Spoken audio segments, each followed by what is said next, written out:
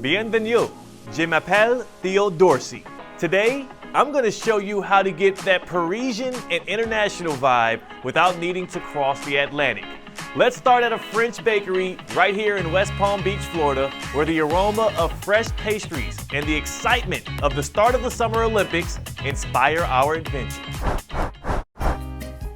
It's time for a sweet treat, and I'm ready to be transported to the south of France.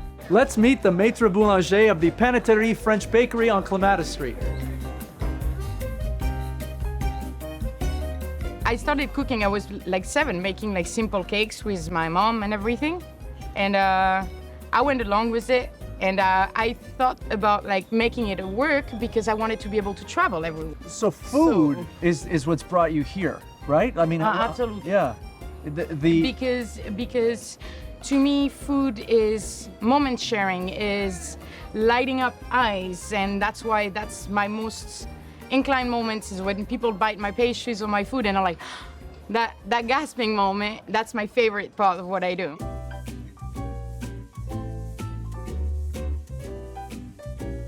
You have a secret to what you do, right? Like, what's your thing? Like, to do it with love.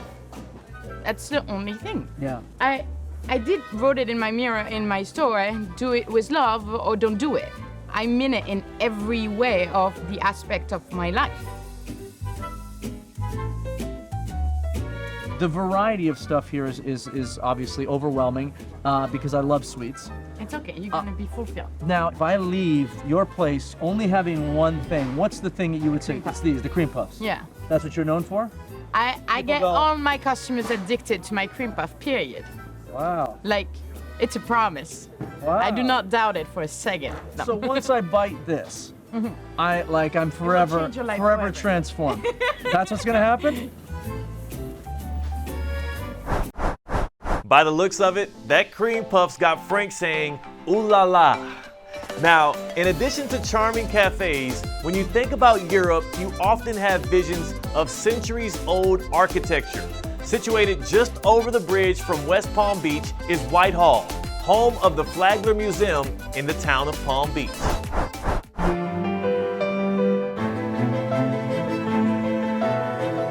Architectural style, as you can see, it's very grand. It's what we would call Beaux-Arts architecture. It's a visual language that people in the Gilded Age would have understood, and I think many of us understand today.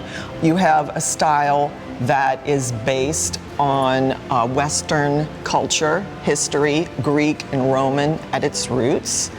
And the Americans during the Gilded Age believed that America was the logical, rightful inheritor of the great traditions of Western culture, and that we were not only picking that up and continuing it, but we were improving upon those traditions. And it wasn't just a story about Flagler, however. He and his peers, Andrew Carnegie said it best when he said that the homes of some need to express what's best about our culture.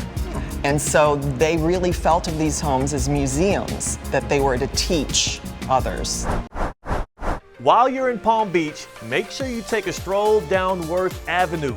Its upscale boutiques, gourmet restaurants, and palm-lined streets evoke the glamour of European shopping districts. Worth Avenue in Palm Beach runs for 4 blocks. It's named after General William Jenkins Worth, who was an officer in the War of 1812. The oldest store on the street is Casale's. These days, the street has about 250 establishments, including a number of art galleries, clothing shops, and restaurants. There's Bottega Veneta. Bottega Veneta originated in 1966 in Italy, and its primary product was leather goods. Their advertising slogan was, "When your own initials are enough." The brand established itself as an understated treasure. During the 1980s, Bottega gained a great deal of recognition by famous artists and celebrities. A regular patron, for example, was Andy Warhol.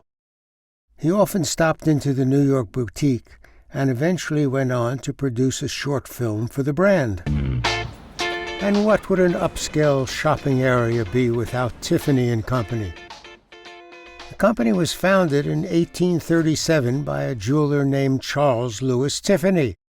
It became famous at the beginning of the 20th century under the direction of his son, Louis Comfort Tiffany. These days it sells jewelry, stationery, fragrances, tableware, and strangely, water bottles. Its most famous objects are diamonds. A kiss on the hand may be quite continental, but diamonds are a girl's best friend. Just down the street from Tiffany's is Acris, which is filled with the work of my friend Albert Krindler. Acris is a Swiss company that creates some of the world's most beautiful clothing for women.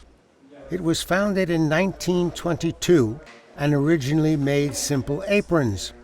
These days, the designs are created by Albert Krindler, grandson of the founder. I met Albert many years ago when I was filming a program about the Swiss city of St. Gallen, where Acris is based. Our local guide pointed out that Acris was famous in the fashion world, and we should include a segment about it in our program. Wasn't particularly interested in fashion. However, as Albert explained how he designed a dress, I found it fascinating. His drawings, the fittings, a room with thousands of buttons that he would review when designing something that needed a button. The development of the runway presentation of the collection. All quite amazing. You can also get that Mediterranean feel at Mizner Park in Boca Raton. This downtown promenade features stylish shops, al fresco dining, and so much more. Mizner Park is a high-end shopping and entertainment district in downtown Boca Raton. There are places to eat and places to shop. My first visit to a sur la table shop was in 1972, when I stopped into their original store in Seattle, Washington. The shop carries over 12,000 items related to cooking. Mizner Park also has an amphitheater. An amphitheater is an open-air space used for entertainment and sport. The amphitheater in Rome would be a perfect example. And the main attractions were the gladiators. Occupation? Gladiator. Did you kill last week? No. Did you try to kill last week? Yeah. Now listen, this is your last week of unemployment insurance. Either you kill somebody next week or we're gonna have to change your status. You got it? Yeah. Okay. Sign here. There's also the Boca Raton Museum of Art. The sculpture garden presents life-size figurative works, large-scale abstract monuments, and one of Ricardo Illy's favorite sculptures, a tower of coffee cups. If the Olympic Games have you yearning for a European escape, the spots listed throughout today's show will transport you right across the pond without needing to leave the Palm Beaches. With that, the time has come to say au revoir. Thank you for joining us today.